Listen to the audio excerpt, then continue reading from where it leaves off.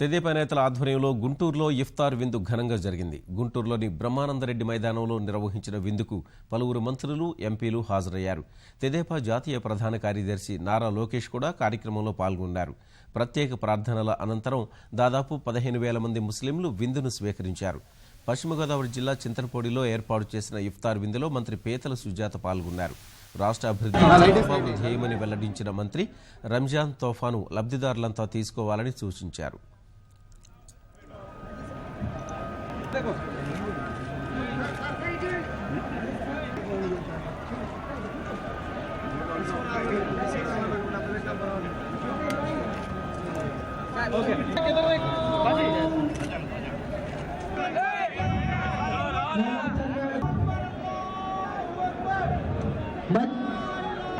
اللهم اغفر وارحمهما كما ربياني يا رحيم اے رب کریم کرم فرما رحم فرما عفو دلگی دینے والے اسمان کو قبول فرما اے اللہ ہمارے نام مجلس کی حفاظت فرما اے اللہ ہم سب کو کرے اے اللہ کی تمام ضرورتوں کو پورا فرما اے رب کریم اے اللہ